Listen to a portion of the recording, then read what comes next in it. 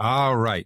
Well, welcome. I am your host, Brian McFarland, and thank you for coming over for yet another episode of Owning the Goal. And I'm so thankful and grateful each and every time we get to see your comments, your responses, and your asks. And in thanks to that, because I'm always asking you to respond to us, of course, we love you to like and follow the channel. This episode is very special because we've got an old friend, David Berkowitz, on, our master of AI, as I'll call him now, because what we're doing here at Owning the Goal is we're starting some series with an expert show, and David is kindly agreed to be our AI expert. This is in addition to Andrew Barbuto, who is our sales expert, and we'll have recurring themes because that seems to be one of the things that I was asked about when we had David on. Welcome back to the show, David. Great to be here, Brian. I'm enjoying the series. Thanks for having me. No, thank you. Thank you for being the series. So let's dive right in because we want to give the listeners power. So what we want to do is, because David's an AI expert, an author. By the way, I'm mailing today your book to my daughter, who's at the University of Wisconsin. Go Badgers. Dylan McFarland, who's taking digital marketing classes and a major in that. So I was like, oh, I have the perfect book for you. So no, it's going through the family. So what we wanted to do with you today is, with all your accolades, being a CMO consultant, is really, since our last discussion, which I think was 3 weeks ago, give us a snapshot on how the landscape has changed. And then the second end of that is we'll talk about what our users can take away from our discussion and be inspired to do, because they might not have thought of that, been afraid of that, whatever. So I'll stop my gabbing. Take it away, sir. Let us know. Moving at warp speed. Yeah, well, I mean, there's always an arms race going on with AI, and so it's like, there's a constant bit of one-upsmanship, and so this is what we're seeing. It's like, ChatGPT comes out with their version 5 model, but then Google is doubling down on some more of their image and video creation tools. Like Anthropic, Perplexity dive deeper into agent space. Perplexity is pushing its Comet browser, and that's just at like that top level. I mean, Microsoft and Anthropic's Claude, they're now playing better together. Microsoft being one of the first big backers of OpenAI, and so it's like a lot of companies right now trying to hedge their bets, and so ultimately, as long as there is some healthy competition, that's pretty good news for most everyone. Because then that verifies, as I've learned, right, that verifies the category as being a viable one. And it verifies the category, but it also means no one can rest on their laurels. I was just talking to someone at the AI optimization company, Otterly AI, and they were citing some data that Google's AI overviews, above their regular search results, but AI powered, are shown 15 billion times a day. ChatGPT is getting 2.5 billion queries a day. Some of this stuff isn't even search. Like, what the heck is this, right? Because it's like people put a website name into Google instead of going to the .com. Like, is that really a search? Well, it's been counted that way, but in the same way, is every conversation someone's having with ChatGPT, if you're trying to understand, a medical record you just got from your doctor, like, is that even really a search? It's almost more like translation. What it ultimately means, though, is that there are, it's good we're not in this monopoly territory right now, and we hope to avoid that as long as possible. And so, and it also means that increasingly you have a lot of good options for where to start, and that's true at the macro level for things like, which AI engine or LLM you use, but also, I mean, there are areas that I'm getting in the weeds with, like avatar related videos, or talk about vibe coding and vibe marketing. And And now increasingly, I'm not settling on just like trying to stick to one player that I'm getting a little used to. It's like sometimes out of necessity, because I think most of us have gotten to a point where we're about ready to rage at our devices when like AI is hallucinating too much or telling us too much of what we want to hear, and it's just like, no, just give me a real answer here. And so then some of it is like you need to find a plan B, but some of it is there like there are so many great plans B, C through Z that it's good to test and see how a lot of these things compare and see like it's often less about, oh, does this thing have the right specifications and does it produce the video output you need and how many seconds does it do and all that. It's more like does it work for you? Like does it feel right to you? Do you like it better? I mean, Brian, you and I have both like sold tech offerings. Sometimes it has nothing to do with like the quality of the product so much as like the quality of the user experience, and people just think the front end's designed a little bit better and they're like, I want to go with that one, and you hope to hell you're selling that one. Right. Right. It's so fantastic and raises so many questions. A good one. So here for a listener takeaway, someone like myself, which there's lots of people like me, or early stages of AI, or down to my daughter's age in college, right? What's your recommendation for the person now, either being a little late to this world or just getting here, or now it's moving so fast? Because I will tell you, was using ChatGPT then I started using ChatGPT 5. Mm-hmm. And just last night I wanted to use 5 for the outline of this show with you. And then I asked it to do a PDF so I could print it, and it would only give me some crazy code, which was not helpful. So guess what? It got deleted today. So that one thing, it's some kind of code that you probably know the name to, like a snake or something like that. So they just lost a customer because they couldn't do a very simple thing that ChatGPT could do. Mm-hmm. So long-winded, sorry for the anecdote. Tell a person what they should do, because I saw your show, if you haven't seen David's show on YouTube, where he talked about you're starting your brand, just like what's the basic person, where should they start? What's the quickest way to get to a place that you think makes sense for them? Yeah, well, some of this is getting some degree of your comfort level, but I would, especially now that like the on road to a lot of these tools, and most of the tools that are either just like out there for the mass market, but also for more of the SMB, small, medium-sized business market. Like there's often a way to pilot this stuff for free and at least get some familiarity with it. And so before placing any bets that are too big, even less about money, right? Because like so many of the professional grade tools, you're talking $20 a month. So the idea that you'll have 1, 2, or 3 of those, if they're like mission critical for your personal and business life, like you might have $100 a month tech budget for some of these apps, but maybe far less. Like you don't even necessarily need that, depending on how deep you need to go. And then trying a few of these things, right? Like for a major AI engine, like the kind of mass market ones. Personally, I think that both ChatGPT and Google Gemini are the two that like and Google in part. I think Gemini has been the most improved this year, and so if you've tried it 3 or 6 months ago, then most people I think will find it's way better now than it was before.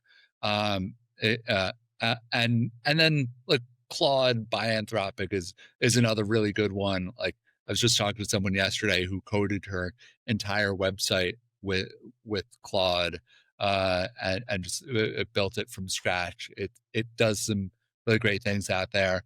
But even if you just had to start with two, like you're probably already using Google products anyway, and ChatGPT is the biggest game in town when it comes to the AI generalists. Um, but ChatGPT also does some things really, really well, right? Like if you're trying to take a a still image of yourself or a product that you're offering and put it in a different setting, change the background, do something like a little bit different with it. ChatGPT, I've tried a lot of image editors too that are really specific to that.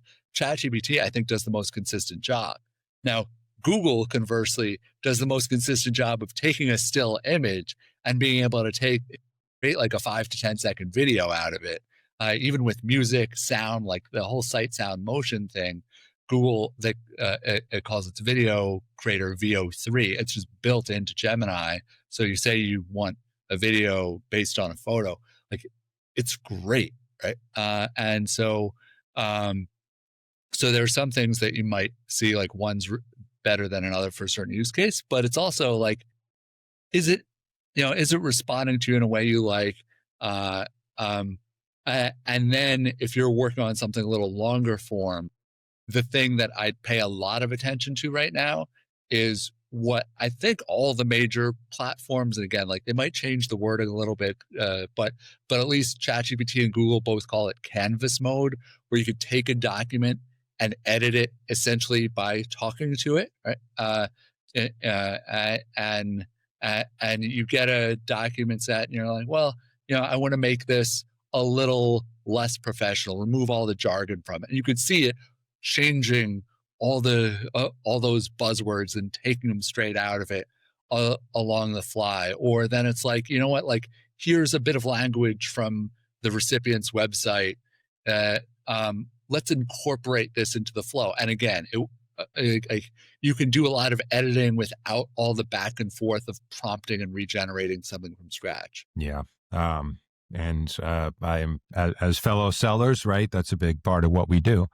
It makes it enables us to even go deeper into the research, so that's what I love, especially about talking with you, is all the positive side, because I always, for a while, I actually had to apologize to people to say, I never wanted pawn something off as my own work, right? So I would always say, GPT, help me do this. You said, it's like you couldn't live without it. Yeah. So how are you using it on a sales front? I'm curious. On a sales front, well, the most important aspect on the sales front is I've got my own proposal library. I have a really hard time writing proposals without AI, and that's been true before AI. It's the transactional side of the business, being a consultant, I don't like it so much. I like getting in and doing the work. I like building the relationships. But then trying to list out the things that I want and like trying to put a dollar sign on them. Yeah, it's like I'd rather sell someone else's stuff than my own. So ChatGPT, part of it is it increasingly knows what my various proposals are like and can help incorporate these. I've created a library of some of my favorite proposals and put those into a project folder so it can reference those over time. And then it's got access to a portfolio of my work. So I was looking for some examples to reference just this month for a project that was a little different from the day-to-day of what I was pitching. And it cited some examples that weren't top of mind for me and that like I hadn't thought about in a while. So in some ways it knows me better than myself. And then what's great is not only will it generate the proposal, which I spent a lot of time going through, and I'm like, okay, I want to make sure I can deliver on it. And I want to make sure that the pricing works for it. But then I'll go and have it create that first draft of the email I'm sending the prospect about it, and then I can go and edit that and make that a little bit more my own and put it into my voice again. Make sure that any deliverables I'm referencing are things I'm really confident in. But it just saves a lot of the work that's so important for my job, but I just don't enjoy as much. And so it's like I'm prone to just put it off, and it's obviously incredibly important. I can't do my job without that. Right. And it sound well, master the obvious that by using one, that's obviously your favorite GPT. It is, you're giving it as much about yourself as you can. So that's a great idea for me, is to start putting all my, or anyone out there, right? To start putting all your projects, whatever they are, into one place, so it's consistently learning about you. I love the phrase of like, it's like you have a free employee, Oh, who well, and also helps you. there are things that it's like, especially if you've got like a collection of RFP or RFI answers, for instance, like you might often forget that you've answered some of these questions before, and or you might even forget that you had a great way of answering something that, yeah, that again, like within reason, ChatGPT isn't gonna forget that, and especially if you store it in the memory there explicitly. So it can come in handy a lot, as far as like, oh well, yeah, I want something that's like kind of a hybrid of a few of these other things I propose for other clients, and now it understands that intuitively. That's super cool. Yeah, and again, thankful you were available this week, because I just came off. My next question is going to be about, I went to the eMarketer Future of Digital Summit at City Yeah, Winery, one of my favorite venues, this great spot. past week, and amazing spot, and watched all these incredibly smart, people, chief marketing officers of global merchandising, e-commerce directors for some brands that I'm looking to work with, and they, all of them except for one, Liquid Death Water, which is incredibly successful. I think there was their chief digital officer was there, and he said right now they're not using AI. They're so heavy into their influencers that everything Hmm. kind of happened organically. So it was pretty cool for a guy to take like all right, I know that's the next thing, but we always want to do something differently. So it's like they're the anti-AI. I mean, who knows if that's actually true, right? Yeah, Uh, and if I am in an influencer business right now, then influencer driven, then I'd want to be using some of the next gen of AI tools for sourcing who are some of these people who, it's not just necessarily talking about liquid death, right? Like who are the folks who are talking about themes that your audience really cares about, and so then be able to find some of those folks where it's not about what maybe we had access to 5, 10 years ago. There was like a lot of like keyword matching, or do their profiles say a certain thing, but getting into some of that context, and like, uh, are these like dinner party hosts, right? Like, that someone who hosts a lot of dinner parties for their friends is probably not going to put that in their Instagram profile, but there are going to be all these clues that this is stuff that they're doing. And so they might be actually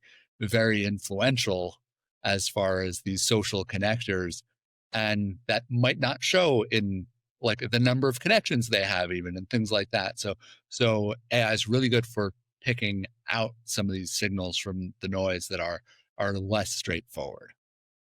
yeah, that makes a lot of sense, and that's helpful. So I'm sure that they're doing that.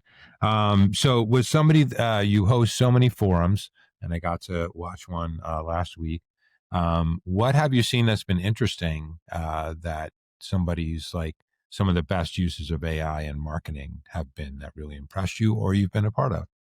Well, I mean, there's the stuff that impresses me, and then there's the stuff that I'm really excited by because I'm also in the weeds doing this stuff, right? Like, um, vibe coding being a big example. So vibe anything is being able to do the thing without knowing all the ins and outs of what that thing is.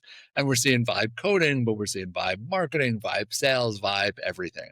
And so it doesn't mean like just because there's some tools that you become the foremost expert. But if you're running your own business and like you can't hire a Brian, out there, then then it's like, how far can you get things going yourself? And so, like for me, I'm not a coder, know a little bit of HTML to go and like fix a blog post or something, but I've been creating way more sites, landing pages.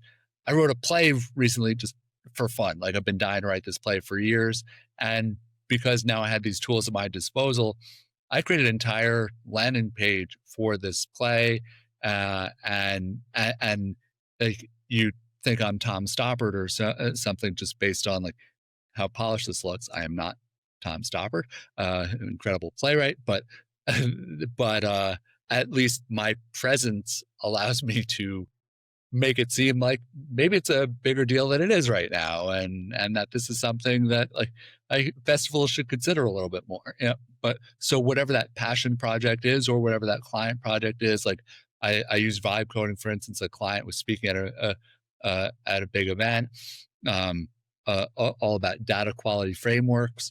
And so I vibe coded a page where I put their presentation into AI, came up with an interactive quiz based on this presentation, and then coded this, allowed people to take this quiz, get personalized results based on their answers, and then get those answers delivered to them if they submitted their email. So there's a lead gen piece of it.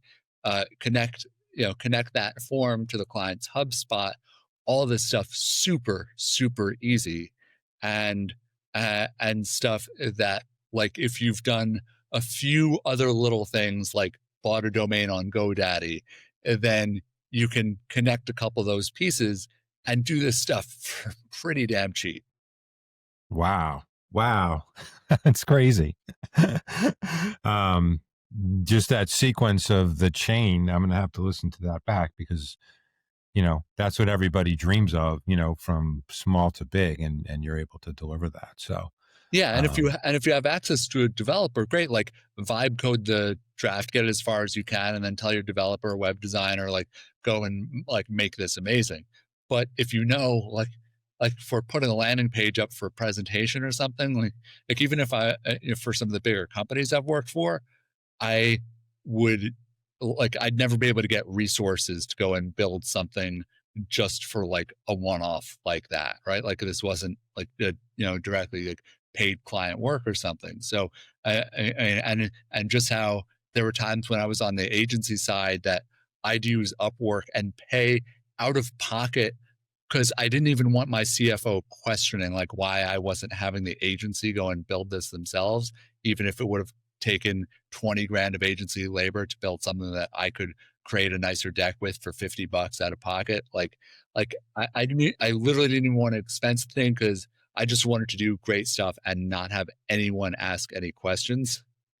Um, I I recommend being able to expense stuff wherever the hell you can, but it's like some of this stuff just becomes so easy and so doable, and especially now that you could take it so much further, that yeah.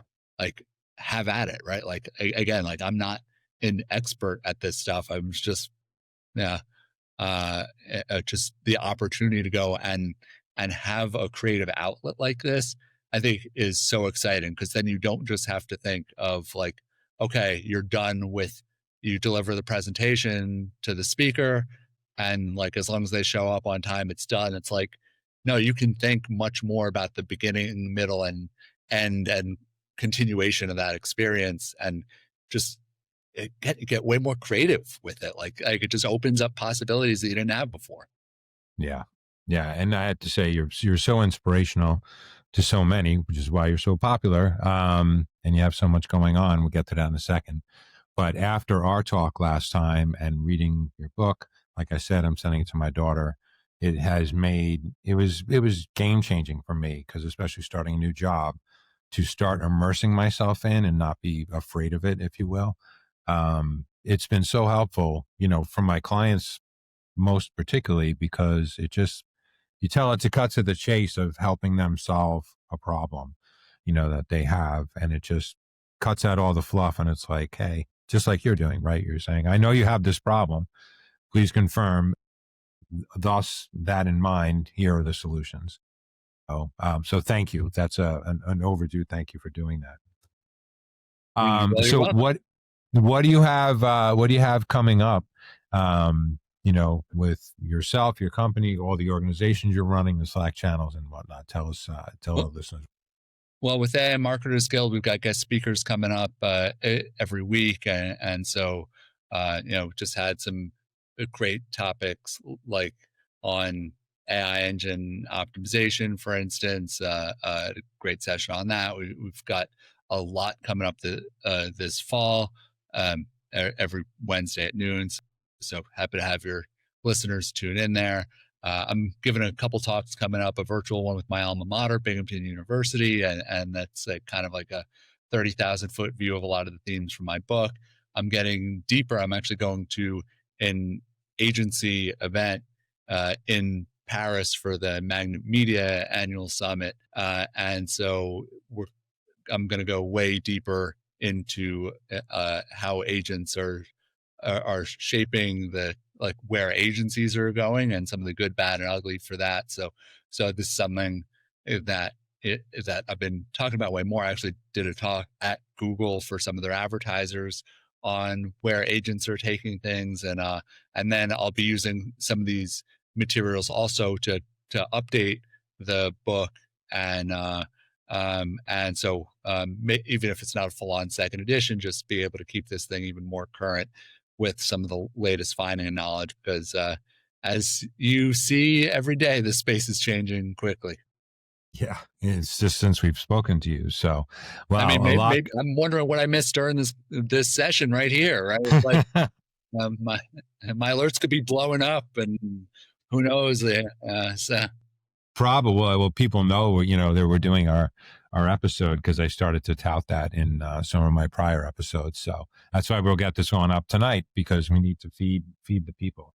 Well, David, as we wrap up here, and we always like to deliver, you've delivered so much applications for the user, but one question I always like to ask now is, and it was ChatGPT who came up with this catchphrase at the end. And I hadn't even read it when I was finishing up another interview. And it said, basically the show's not just about achieving your goals. It's about what you learn about yourself along the way towards achieving those goals.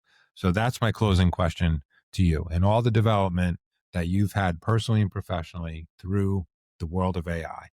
What would you say you learned about yourself and can share with our listeners that they may enjoy doing the same? It's a really deep question, and so I'd say one of the things that I've learned about myself is that there are ways where it's like I always wanted to be able to ask one more question, do one more thing, take things one step further, but I often haven't had the tools to be able to do so, and so